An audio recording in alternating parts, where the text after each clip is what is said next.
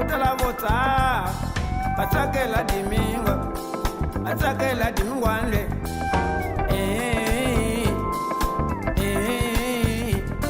intamukisa kwini kanchati mwakata matanzo wambira tilaka mkulu kaka juman kakhosa paso umajumana hava kunika juman kosa antiswa sema kwa mbru mkuma ilo yunguwa apo deri dekovu ya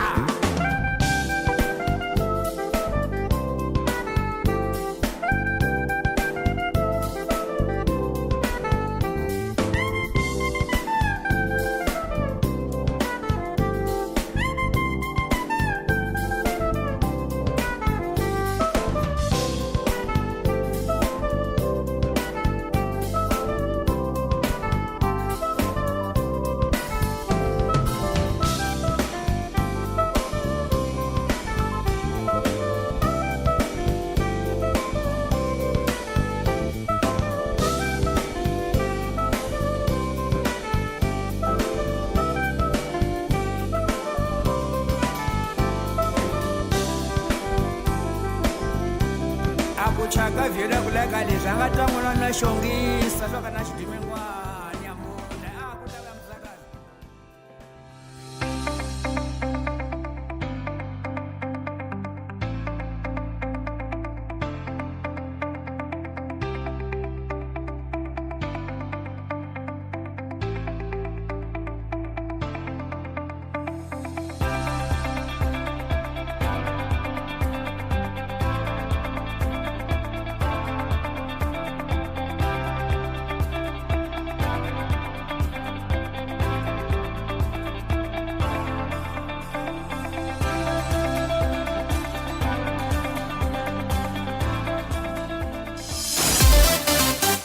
Tsepiso Makwetla winds it down on African World Hour, 9 to 10 p.m. And it's exactly 2100 hours here on Child Africa, the African Perspective. A warm welcome to Africa World Hour. I am Tsepiso Makwetla. We are so happy that you can join us to get your perspective on some of the top stories that we're covering today, letting you know what's been happening this Wednesday from the heart of Africa to all corners of the globe. Do let us know where you're listening, watching from. We'd love to hear from you and your perspective, as we bring you the stories and the perspectives that matter. One planet, countless stories, and we start with those top stories.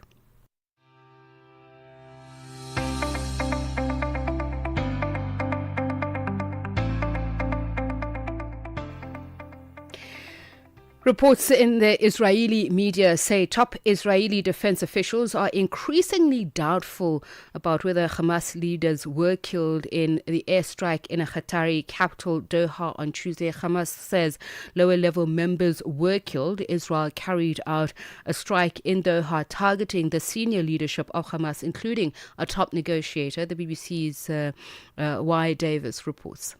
This was in some ways a one-off operation for Israel. It would have known for quite some time that these leaders were going to meet in Doha, and Israel had an audacious chance to attack them from the air with all of the problems that involves. But if Israel has failed to assassinate this senior Hamas leadership, it won't get a second chance, at least not in Qatar, because Donald Trump has made that promise to the Qataris that this will not happen again. South Africa's National Prosecuting Authority has welcomed the sentencing of 7 Chinese nationals to 20 years in prison each for forced labour. The High Court in Johannesburg handed down the sentences today. They were charged with aiding and facilitating human trafficking, bondage and profiteering from the exploitation of victims. They were convicted in March on 160 charges of kidnapping and forced labour involving a number of Mozambican nationals, including minors. The case stems from a 2019 Hawks raid on a factory in Village Deep. NPA spokesperson Phindi Mjonondwane says the sentencing marks a significant step in the fight against human trafficking in South Africa. It is also one that underscores the need for continued collaboration. We know that in this matter we've worked with the Hawks, we've worked with Home Affairs, various departments, including the Department of Labour, hence this successful prosecution. So our work continues in terms of supporting the victims of human trafficking. Malawi's political and economic analyst Dr. George Chaima says political parties seem well prepared for next week's elections. Despite concerns with the Electoral Commission, Malawians are expected to cast their ballots on the 16th of September, with lingering concerns from the 2019 presidential election dubbed the Tipex election continue to cast a shadow over the country's electoral integrity. The African Centre of Governance has highlighted several institutional and procedural shortcomings. Chaima has more. So I would say that everybody seems to be well prepared. We have seen MEC bringing in the ballot papers and distributing them in different target polling centers, so that when Tuesday comes, everything should be in place and no unnecessary delays or inconveniences are caused that can mar the credibility, fairness, and transparency of this election. And moving abroad now, France has a new Prime Minister, Sébastien Lecornu, amid anti-government protests and peaceful rallies taking place across the country. Here's more from Mark Lowen of the BBC. One of the things that is fueling the discontent, not just here in Paris, but across France, in this movement called Bloquons Tout, let's block everything, is a sense of social inequality and hardship, but also the fact that President Macron has once again chosen one of his own ranks to become Prime Minister, Sébastien Lecornu from the centre, rather than giving that job to the left wing, which actually won inconclusive elections 14 months ago. And so that is a sense, one of the things that is fueling the discontent and rage on the streets across France. South Africa's government has called for collective support from citizens for children and teenagers living with cancer. The health department says childhood cancer is a major health concern worldwide, with the World Health Organization reporting about 400,000 new cases each year. The department spokesperson Foster Mohale says, according to the National Cancer Registry, leukemia is the most frequently diagnosed childhood cancer in the country. Raising awareness and promoting early detection are critical in improving survival rates and ensuring better treatment outcomes. Too many children and teenagers are either not diagnosed or are diagnosed too late.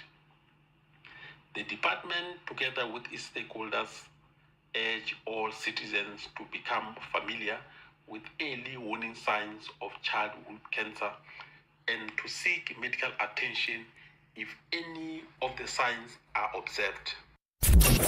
Darubini ya Afrika na I am Henry Shakif. Dar es Salaam siku ya leo ni ya kijani. Ya kabisa, Tanzania nzima macho ni hapa, na mkutano wa leo umeshika karibu 90% ya vyombo vyote vya habari. Niko hapa kusubiri kusikia ni kitu gani hasa ambacho CCM itakisema katika siku ya kwanza ya grand opening ya uzinduzi wa kampeni zake kitaifa. Rais wa Tanzania Samia Suluhu Hassan ameidhinishwa kuwania kiti cha urais katika uchaguzi utakaofanyika Oktoba 29 mwaka huu na tume ya uchaguzi. Hili unalizungumzia vipi?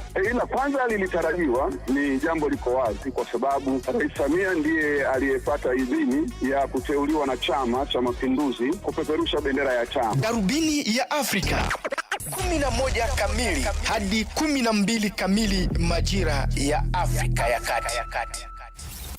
Africa World Hour. Africa World Hour. Unpacking global headlines from an African perspective. 7 minutes past 9. In a major boost for children's health and education across Africa, the World Food Programme has announced it's now providing school meals to 20 million more children. This remarkable effort is not just about fighting hunger, it's also about giving kids the fuel that they need to learn and thrive. To speak more about this, we speak to Rosalind Ford, Head of School Feeding at the World Food Programme, Johannesburg Regional Office. A very good evening to you, and thank you so much for speaking to us. Good evening, Tippy. So thanks for having me on the call tonight. So this is a phenomenal feat, given the fact that we are in an environment of aid cuts. How were you able to achieve this? Yes, thanks very much. A good question. So yes, we are a humanitarian organization and largely dependent on donors. But I think more increasingly people are understanding, and I think there's more evidence and information out there on the benefits of school feeding, and the impacts of it are really evident. And I think people in development are seeing that. So I think even though our funding is decreasing, I think school feeding and the impact of that is really not taken lightly and shown. And I think funders as well as other people are investing continually in school feeding, and we're being able to increase those numbers. And in addition to that, I think governments in particular are understanding that impact and impact that it can have on their countries, in their children, and in the economic growth of the countries. And I want to look at the fact that I mentioned there's 20 million more children on the continent. Can you, if you're able to, just give us a sense of the cost of this increase in meal provision, nutrition, and whether or not there is a difficulty created by the types of foods that would be provided for certain countries, and if there are regional tastes to take into account for this to be a sustainable and successful project. So I mean, these costs, the costs, will all depend particularly on the country, and the type of food that is served is definitely ranges quite a lot from, if you serving quite a basic one that's mainly just providing the energy and macronutrient needs for a child compared to all the micronutrients, and the cost of those differ quite largely, especially like in our region, they will differ per child. But then, but we looked at different modalities of this and reaching the different children. But I think governments are able to look at their budgets, and also we also need to look at school feeding. It's not just, it can also be seen as an employment creating project, because we've also found that for every 1,000 children fed, you are creating employment to various people. Sorry, I can't remember the figures off the top of my head. So for every 100,000 school meals that are provided, we created 1,700 jobs, cooks, transporters, everybody around that whole system.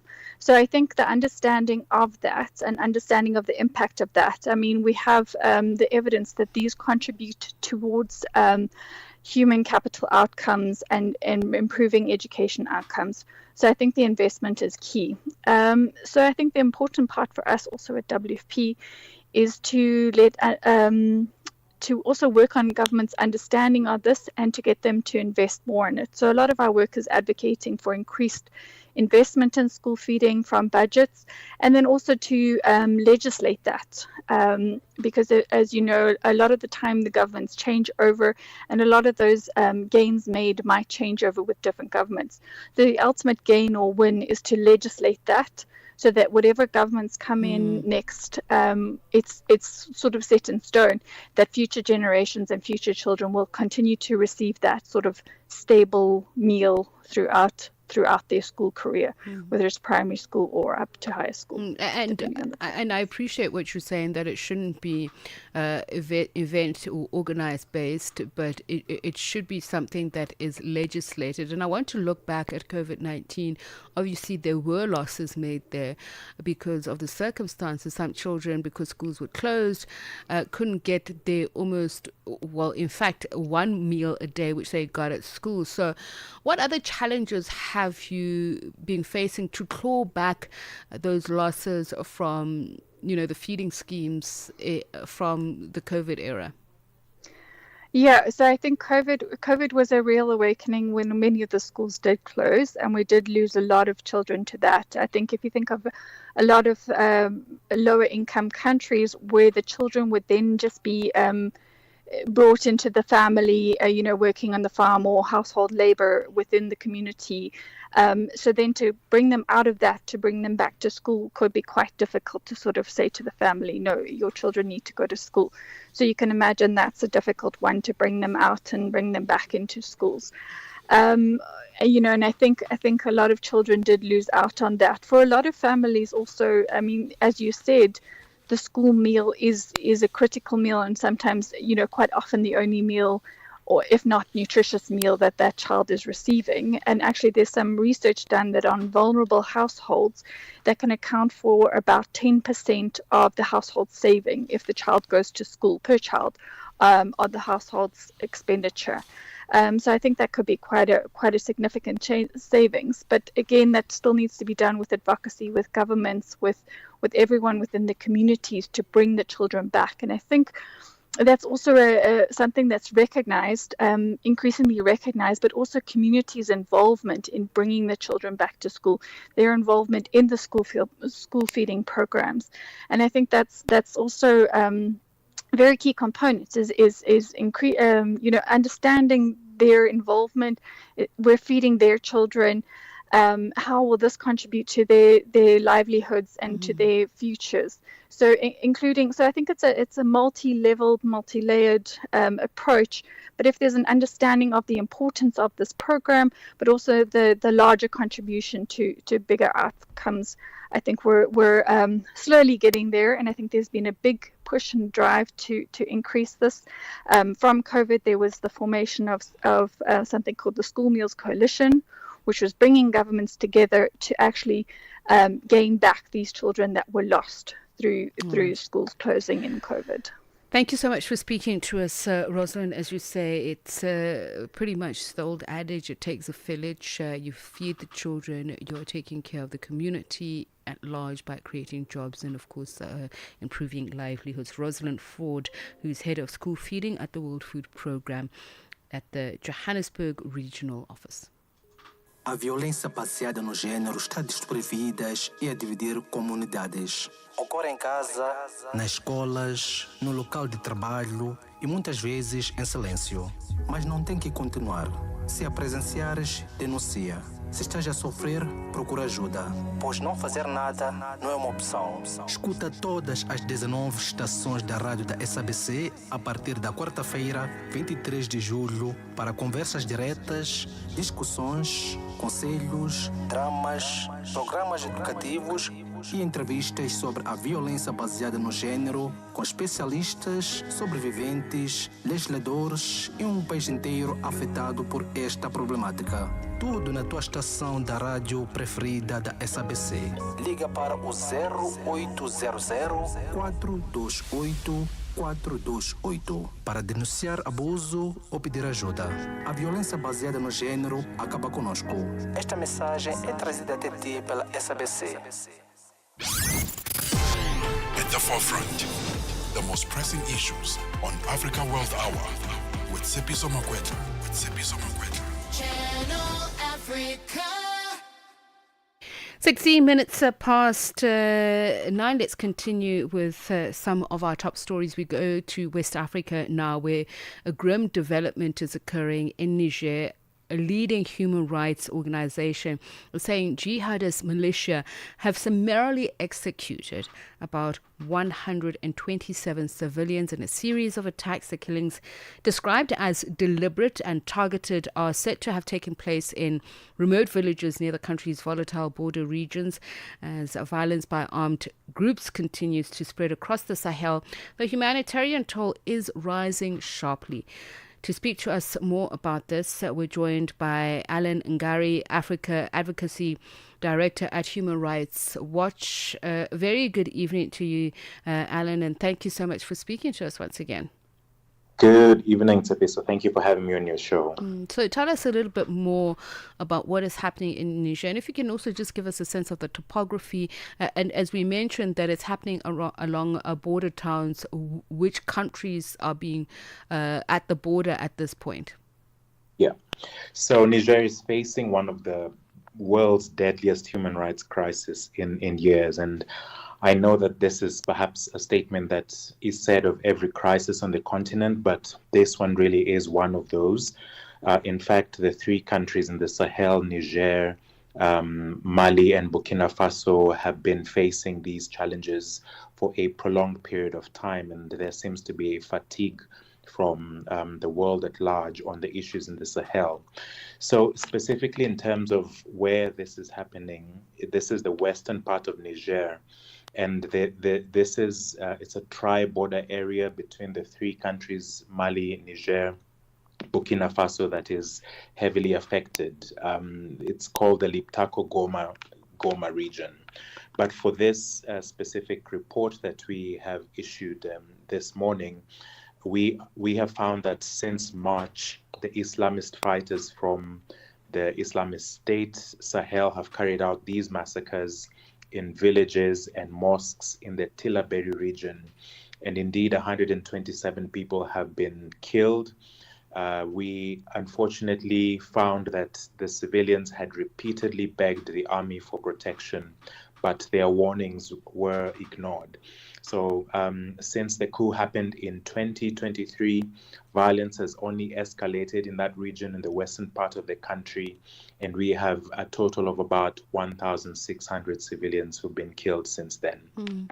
And the interesting thing is the countries that you mentioned in the Sahel who have seen military coups take place, and a growing call for them to band together because they believe that the military is the one that is well able to deal with the terrorist incursions that we're seeing. But I believe that villagers in this region are singing a different song, saying that it's the military junta that is not heeding warnings and calls from civilians on impending attacks. Your thoughts on this?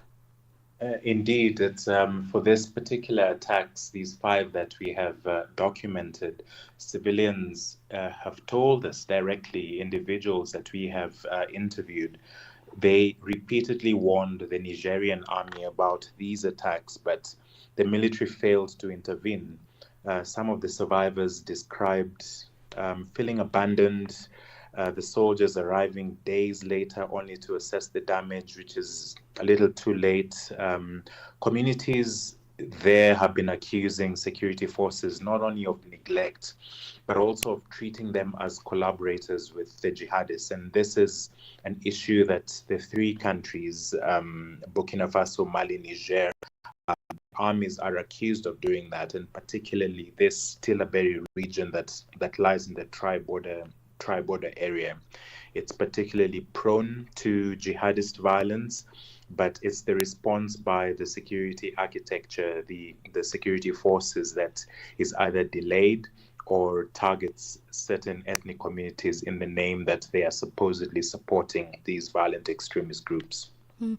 You mentioned the religious aspects of where the attacks also occurred. Can you just give us a bit of context background about the presence of IS and what is exactly at stake here? So what we have been documenting over the years is the group of Islamist jihadist groups, the Islamic State in the Sahel, those that are aligned to Al-Qaeda. There are, of course, the local Islamic jihadist groups, Janim, for example, and these are operating throughout the Sahel. And it's a distortion, obviously, of the faith, or they have certain beliefs in how Islam should be practiced, which is at variance with, the rest of the community and how they are practicing Islam. And I think that is really the tensions between the violent extremist groups, the state, and the civilians at large in the Sahel region. So this is really the fight in the Sahel, which has brought in quite a number of actors from as far back as 2009, 2010, 11 from European countries, from the United Nations. The African Union is definitely involved or was involved, but we are not seeing the situation abating. You spoke about the security architecture in Niger, and I'll just go back to the discussion we're having about what may be labeled as incompetence of the military leaders there. What reform is needed, and is there any sense that it is taking place or being considered in implementation right now, given the circumstances? Well, I wouldn't call it an incompetency on the part of the military, but rather to say that what we are calling for is an adherence to international law, international human rights law specifically, that there are certain parameters that the law allows the military to respond to violent extremism and any attacks that happen on civilians. But the primary obligation to protect civilians is with the army itself, with the armed forces of these countries. And their failure to do that, especially after they have been given repeated warnings, they have been urged by their own citizens to come and protect them, and yet they fail to do so. That is a problem. But we also understand the concern that these armies have. They are fighting against an enemy of the state and an enemy of the people, groups that are completely devoid of any consideration of international law and the norms of the world that we live in today. So it's between a rock and a hard place for them, but it does not absolve them of their responsibilities and obligations under international human rights law. And just quickly, is there cohesion between Niger, Mali, Burkina Faso on how to tackle the insecurity, especially given the differences of opinion with ECOWAS on how to handle some of these issues?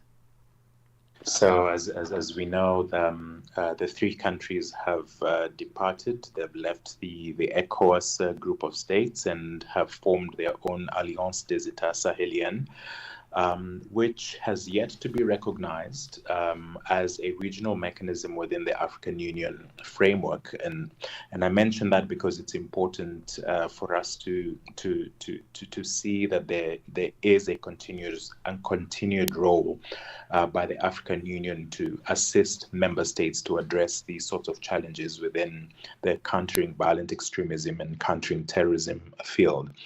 However, it is the fact that there does not seem to be a cohesive action between these three countries and the African Union.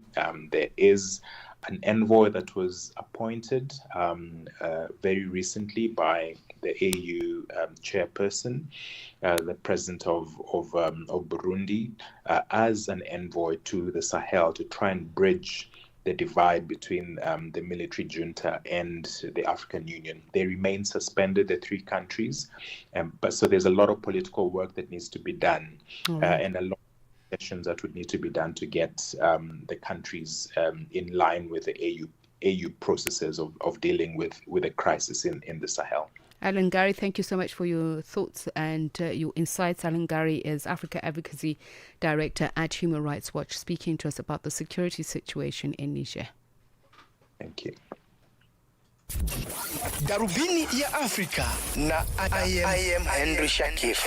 Dar es Salaam siku ya leo ni ya kijani. Ya kabisa, Tanzania nzima macho ni hapa, na mkutano wa leo umeshika karibu 90% ya vyombo vyote vya habari viko hapa kusubiri kusikia ni kitu gani hasa ambacho CCM itakisema katika siku ya kwanza ya grand opening ya uzinduzi wa kampeni zake kitaifa. Rais wa Tanzania Samia Suluhu Hassan ameidhinishwa kuwania kiti cha urais katika uchaguzi utakaofanyika Oktoba 29 mwaka huu na tume ya uchaguzi. Hili unalizungumzia vipi? Ila kwanza lilitarajiwa, ni jambo liko wazi kwa sababu Rais Samia ndiye aliyepata idhini ya kuteuliwa na Chama cha Mapinduzi kupeperusha bendera ya chama. Darubini ya Afrika 11 kamili hadi 12 kamili majira ya Afrika ya Kati.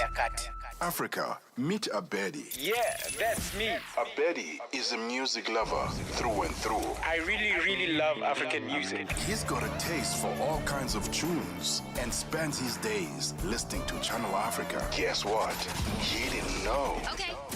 Channel Africa wants to help Abedi and all music lovers everywhere to discover even more incredible music.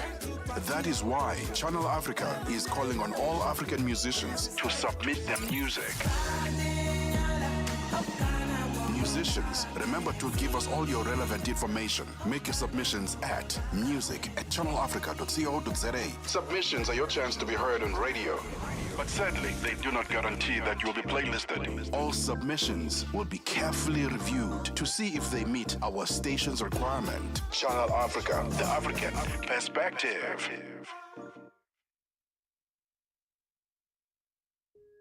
Nkhanza zokhudza amuna ndi azimayi kapena kuti gender-based violence GBV zikuwononga mioyo komanso kuphwasula midzi. Zikuchitika m'manyumba, m'masukulu, malo ogwirira ntchito ndipo kwambiri mwakachetechete. Koma sizikuyenera kupitirira. Mukazimva yankhulani. Ngati mwakhudzidwa funani chithandizo.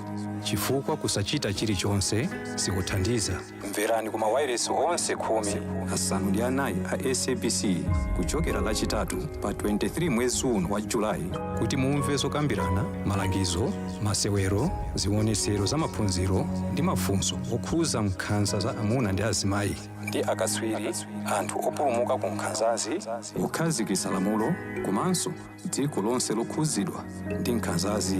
Zonsezi pa wireless yomwe mumayikonda ya SABC. Imbirani pa nambala 0800 428 428 kuti munene za nkhanzazi kapena kupeza chithandizo. Nkhanza zokhuza amuna ndi azimayi zimatha ndi inu. Uthenga ukufikani kuchokera ku SABC.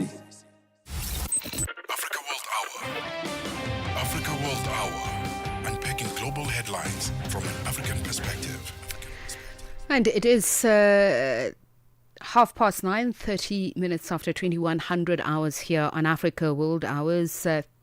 Thank you so much for joining us. I am Tshepiso Makwetla. So we look back at a story that we covered live yesterday, a deeply troubling story out in Mamelodi where a hostage standoff ended in really tragic way. The tragic deaths of a police constable and his teenage nephew being reported after hours and hours. So beyond the heartbreak, this case really raises pressing questions about the stress in the police force, the use of service firearms in domestic settings, and whether enough is being done to support officers who may experience mental health issues. To help us unpack these issues, we're joined now by Lisa Vetten, a scholar, researcher specializing in violence against women and with extensive experience analyzing the intersection of gender policing and social services. Lisa, thank you so much for joining us, and I hope I've introduced you correctly, but of course you are more than welcome to expand on this by giving us the bigger picture. You are currently studying what unfortunately unfolded yesterday. Does it mirror what you've seen over the years through your studies? Yes, very much. I think when we look at the combination of murder-suicide, particularly when it involves an intimate partner, police officers and security guards tend to be particularly overrepresented amongst those who commit murder-suicide, especially with the use of a firearm. So this is a very long-standing pattern that dates back right to the 1990s when we first started looking at this. So it fits very much. It fits very much that profile.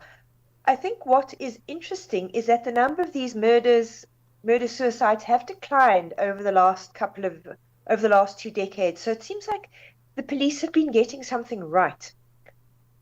I'm not sure if they know what is it they've been getting right, but they need to be doing a little bit more of it, because they had actually got to the point where, or in this case, it's within a domestic setting, but he never shot his partner. But I mean, in the last financial year, they'd gotten it down to a point where there was only one murder-suicide amongst the police when killing their female partners.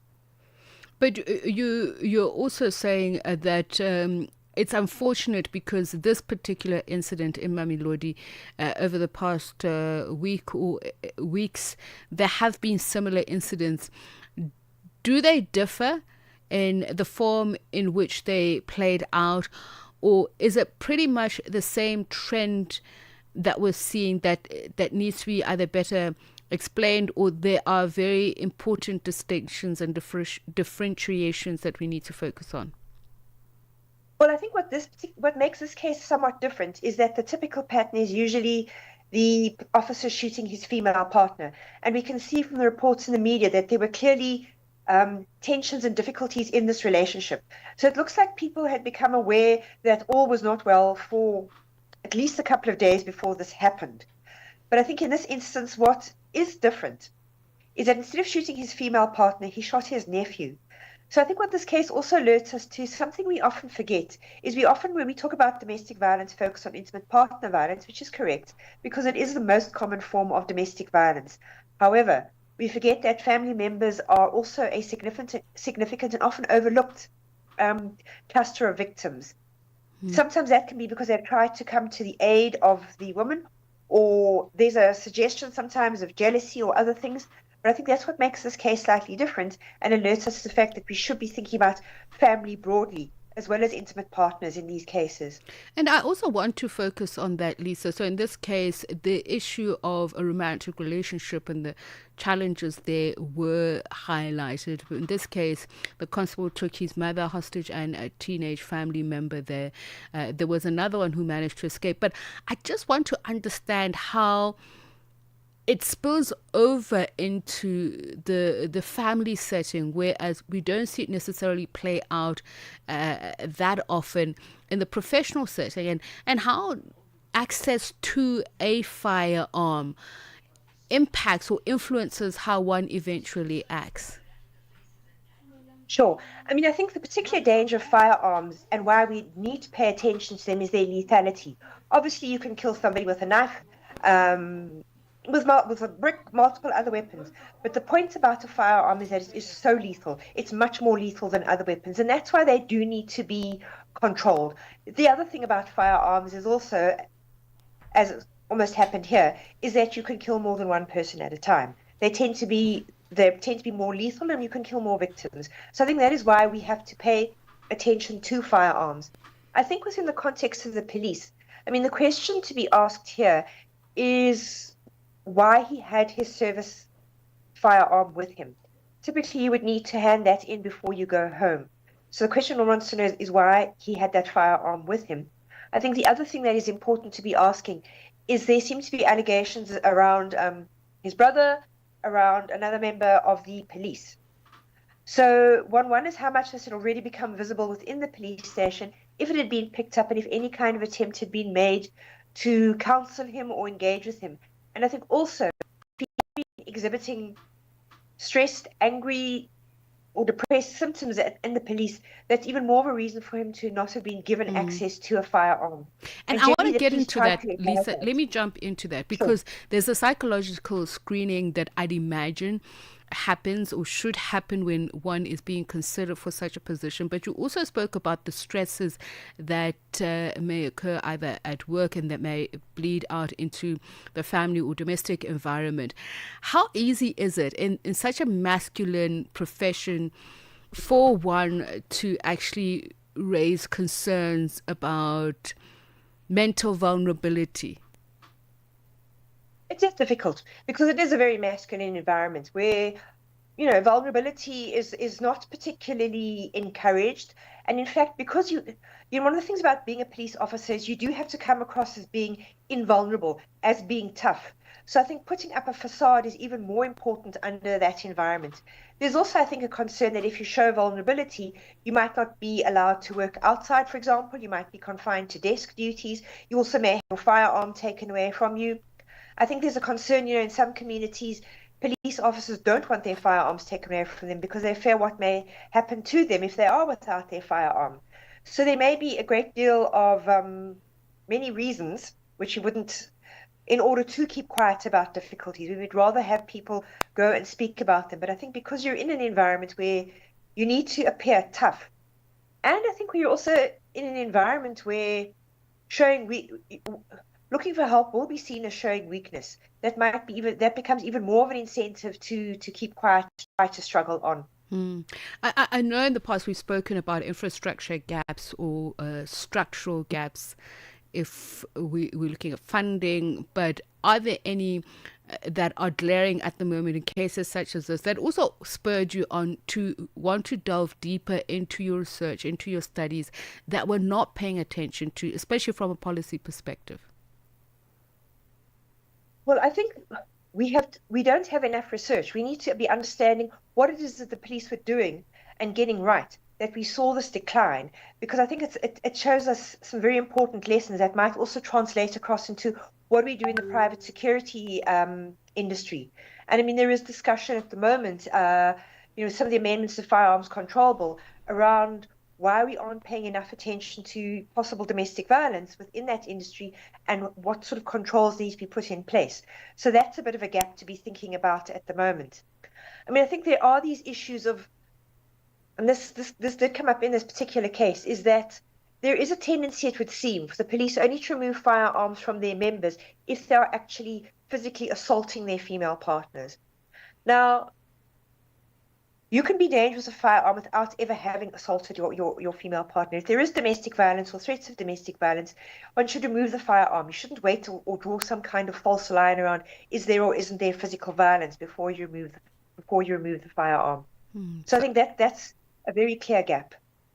Lisa, thank you so much for speaking to us and sharing your thoughts, your experience and insights. And it's something that we certainly need to look at, the role of police service firearms in the hands of those that are given them to protect the community, but in the end they end up turning that on the very communities that they are meant to protect, and that include their family members. So this tragedy that we saw play out in Mamelodi yesterday, forcing us to confront not only the issue of policing as a profession, but the urgent need to strengthen mental health support and, of course, also deal with the critical issue of stigma. Lisa Vetten is a scholar, researcher, and, of course, works very much in the space of protecting female victims in the intersection, as we mentioned, of gender policing and social services.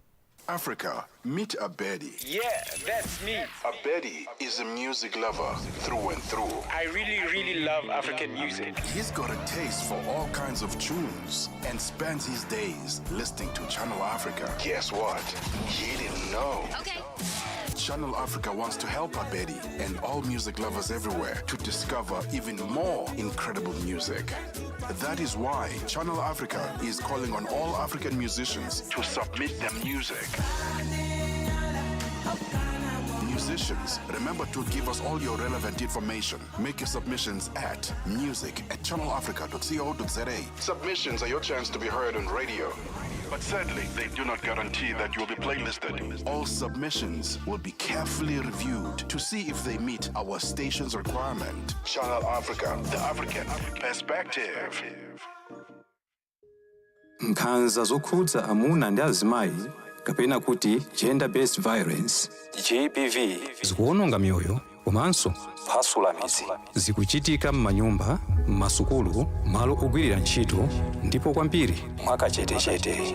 Koma sizikuyenera kupitirira. Mukazimva yankhulani. Ngati mwakhuzidwa funani chithandizo. Chifukwa kusachita chilichonse sikuthandiza. Mverani kuma wireless onse 14 a SABC kuchokera lachitatu pa 23 mwezi uno wa Julai kuti mumve zokambirana, malangizo, masewero, zionetsero za maphunziro ndi mafunso okhuza nkhanza za amuna ndi azimayi ndi akatswiri, anthu opulumuka ku nkhanzazi, kukhazikitsa lamulo komanso dziko lonse lokhuzidwa ndi nkhanzazi. Zonsezi pa wireless yomwe mumayikonda ya SABC. Imbirani pa nambala 0800 428 428 kuti munene za nkhanzazi kapena kupeza chithandizo.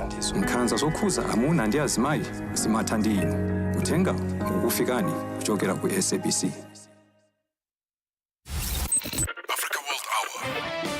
Africa World Hour, unpacking global headlines from an African perspective.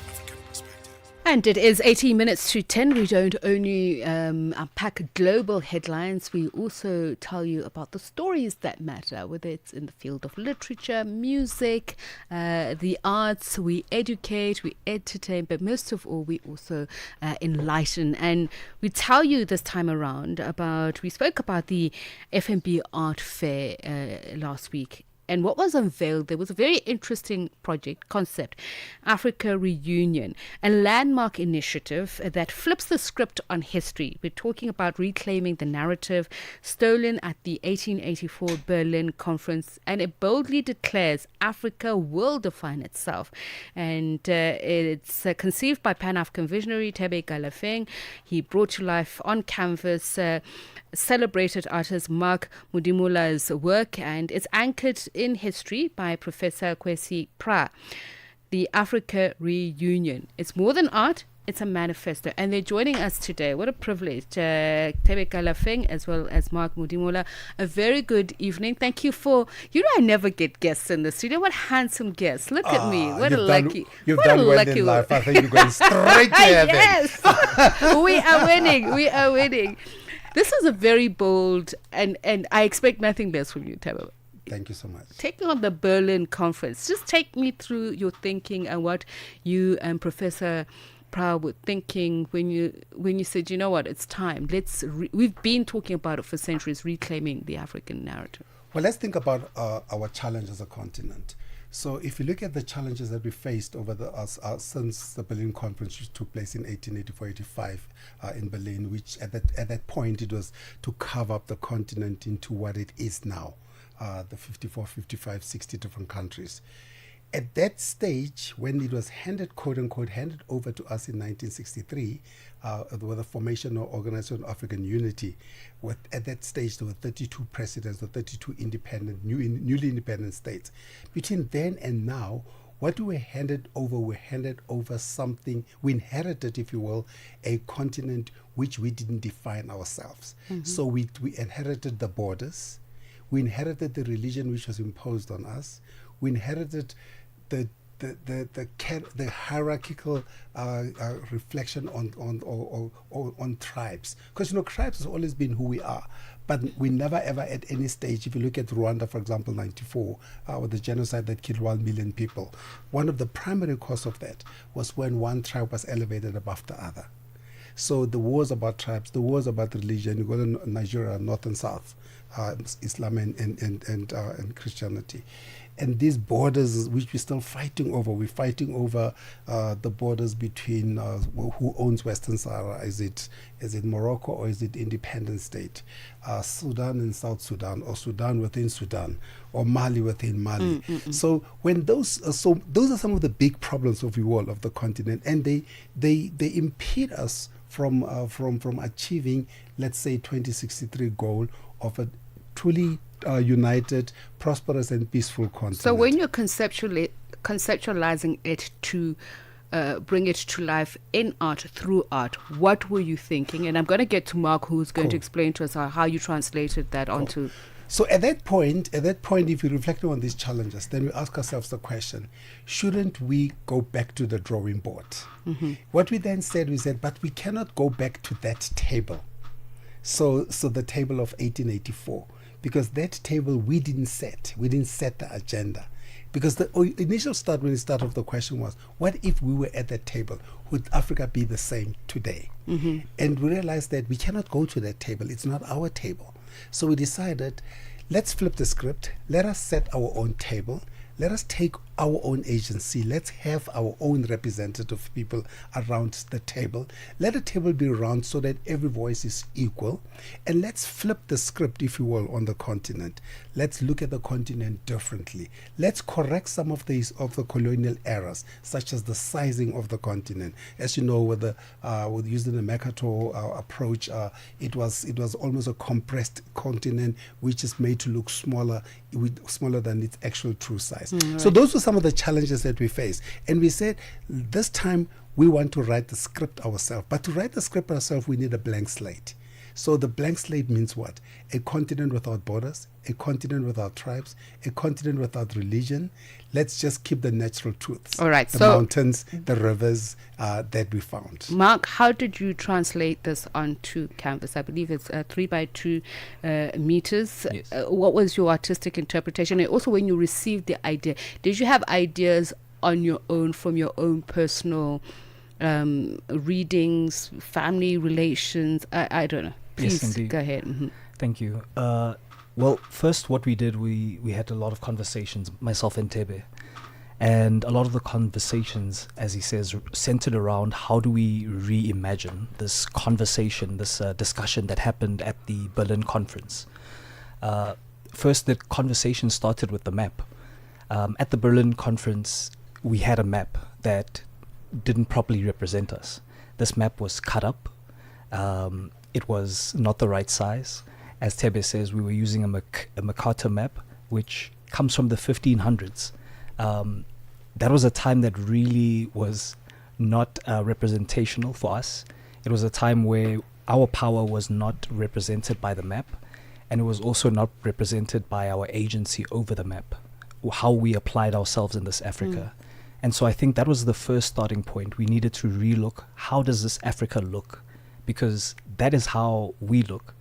The map represents how we see ourselves. And so we needed to first relook that. And once we'd resolved that, we got to how do we now present this map? And let's talk about the presentation, because you seated Nelson Mandela next to Chimamanda Ngozi Adichie. So Yes, the indeed. visual aspect of it, and Yes, we've seen Zuleika Patel as part of that. So it's multi-generational. Yes. So that multi-generational aspect is incredibly important to us because it represents figures and leaders who not only come across time representing different struggles, but they come from different industries. You have Chimamanda, who comes from a literary aspect. You have Zuleika Patel, who comes as a young activist, sitting near Sojourner Truth, a freed slave. So she represents a different diaspora altogether.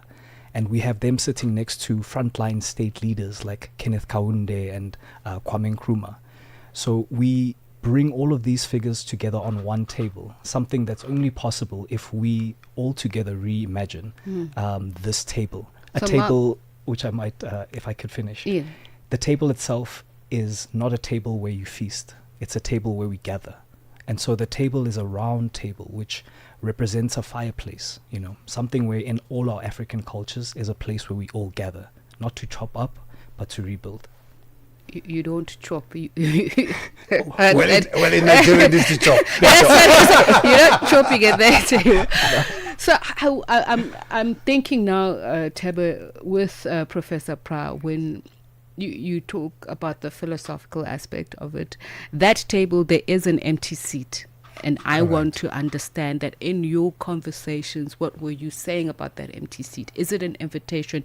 Is it what's missing in the conversation about reimagining Africa and the type of Africanism we're trying to inculcate? Well, the interesting thing is we actually had pretty much finished the table, and it was complete. Every seat was taken.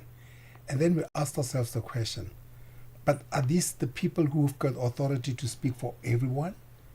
Or can we open up the conversation for new voices, for voices which didn't have an opportunity? So we created an empty chair.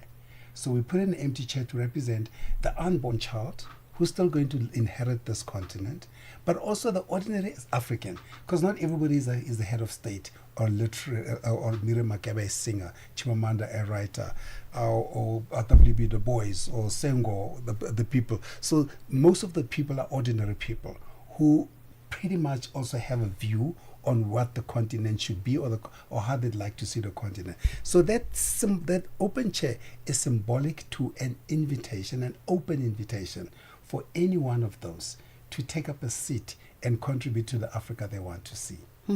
And Mark, I know you felt like I was rushing you, but I'm trying to suck all the marrow out of both of you in the limited time that we have. So then just tell me about transcribing a manifesto, what might be seen as political, economic, etc., into a work of art that is accessible for all, even for somebody who's never really been, introduced into interpreting the very many layers that you can get out of art. That's actually a great question. I think first we need to, like you say, make the art relatable. And the first thing you do is you make it visual, because as people, we read with our eyes. So this manifesto is a point of departure where we're saying we need to move away from this trauma of the Berlin conference and relook the conversation. And the easiest way to do that without using fancy English is to give people an image, something that they can digest, something with representation, figures that they can see themselves within. And also you must remember, we are African people. We are people who deal with the spiritual and the symbolic. And so we bring in a lot of symbols that people can relate to without having an education in the arts. You have this bird which flies into the scene, the sacred ibis, something which can be found in Egyptian hieroglyphics all the way to southern Africa. It's a bird that you'll see if you go to the park, just wading and wisely going about the marshes looking for food. It's a symbol of wisdom. And in this painting, it's an emissary of change. It comes in and it brings in the conversation. And like I mentioned, the table, which symbolizes the fireplace, we have Africa inverted and in the colors of a flame rising up. These are images that, without having an education, you can draw a conclusion that this represents me and this changes a moment in time. And also, we didn't want to come up with quote unquote abstract art. And just to add on to your question and to Mark's explanation as well, we didn't want to do something that's abstract that people now have to try and philosophize about. We wanted something that's immediately and instantly relatable. So, and also because when they see these people, when they see a Zuleika, they say, well, I'm a young person too. I also have a view on this continent. Oh, that's Chimamanda. She's in the 40s. So, if you will, it's multi-generational, as you've corrected. But also, it also pays homage to those who've come before us. I want to actually pick up on what you're both saying, because what you saw me do is I was trying to remember the name of the author, because I read the book a while ago and I forgot it. But Sankofa, I think it came out recently, I think last year, by Chibundu Onuzo. And I loved how she was talking about the multiracial identity aspect of it. And a lot of Africans now within the diaspora or here, it's something that they have to contend with as wearing their own skin. So we're moving beyond ethnic groupings now. We're talking biracial, multiracial claiming of Africanism. So UNISA is a very symbolic learning space to do that, Tebe. And for that painting to hang on the walls of UNISA, which is the home of so many of our revered academics who've taken their thought leadership across the continent. Speak to me about the importance of that. So we then decided much earlier on, because we had multiple questions. Where's this painting going to end up? We're going to auction it and make lots of money out of it? And we decided no, but the purpose of this painting was not to make money. The purpose of this artwork was to tell a story. So it's the story before, then the visual. So then we said, but how are we going to ensure that future generations don't forget or have a reminder of the bigger goal for the continent? We said it would be best if it goes to an institution. Then obviously scouring through the institutions, and UNISA probably is the most ideal one, because it's the biggest university in the continent, over 400,000 students, multiple campuses around the continent. And as you've said, people like, for example, Mbeki and his Thabo Mbeki and his African Renaissance is the chancellor of that institution. So and this institutional vision is around the African Renaissance, if you will, as well. So we felt it was representative of everything that the painting is about, but most importantly, it is a good custodian of the work we put in the UNISA Art Gallery, because a custodian of the work for future generations. Anchor it in learning, keep it accessible, and ensure that it is Pan-African. All right. Mark, final question for you. I feel like it's almost like a relay for other artists to carry on with your work from that piece of work, and not only add their own interpretation, but perhaps add the people that you weren't able to fit on the canvas. Your final thoughts on that? I think that's a great point. Our job as artists is to reflect daily life. So at this current point, we've created this artwork in the same year that we're going to be hosting Africa's first G20. So this was a significant statement that we were making. But from this point, what I told the students who were viewing the artwork at the art fair was, I've done my job by doing this. From here on, you have to take the story forward. The same way that Thabo Mbeki, Nelson Mandela had their struggle. We depicted them at the height of their struggle, at the point where we could relate with them and the message they were trying to bring across. And so I'm only passing on, as you say, the message. This is a message that's ongoing, and at least what we're doing here is we're saying there's a positive vision for us in the future, and we're using art as a way to create agency for not only myself but other artists. Thank you so much to both of you. And Absolute pleasure. we've just been speaking to Tebe Galafeng and Mark Mudimola, speaking about Africa Reunion, reimagining of the Berlin carving up of Africa and re-owning the African narrative through art, philosophy, history, a canvas, a manifesto that will hangs up on the walls of UNISA, as we said earlier on. And we're going to speak to Shayla Ndikumana. Oh, hello, lovely lady. Hello, ma'am. How are you doing? I'm fine, thank you. So what's coming up on African Diaries this evening? So this evening is a part 2 of what we discussed some 2 weeks ago, which is the realities of an age gap in a relationship, right? So be it a man who's far more older than a woman, or a woman who's far more older than a man. Sir, I see that you are Tebe's nodding enthusiastically. And so we're just looking at, firstly, the headspace you need to be in to be able to accept that, to step into that kind of relationship. So, Shayla, I'm going to ask you to just quickly recap on that, because I believe your mic was off. For those who missed that very important detail. I see. Okay. And who knows, we might get a guest out of this one. Yeah. So we're going to be talking all things age gaps in relationships and the realities between vast age gaps. So we're not talking 5 years, it's a bit off the mark. We're looking at 10, 20, 25. Context is different. Here's the thing. 50 years are different. And that's fair. Listen, that's another pointer. It's called love. However, it is called love. Or it's called a bank account. Transactional, you want to call it that? We'll call it that as well. So tell me, what is the matrix that we're using to say this is a vast age gap? And I'm asking for a friend. So I think it's contextual. I think it's a matter of era, right? So if you will have noticed, the 90s babies sort of have a similar understanding of life. Sure. The minute you step into 2000, it's like a different world. And so even though they could be a 5-year age gap between these two, the fact that they're in a different era warrants different experiences, different perceptions, how we express love, how we receive love.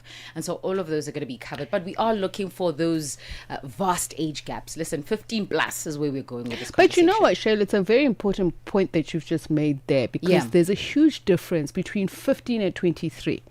Yes. 15-year-old and a 23-year-old at very different places in their lives, like a 19-year-old and a 30-year-old. May not be quite 10, it may be a difference of 5, but life experience, huge gap.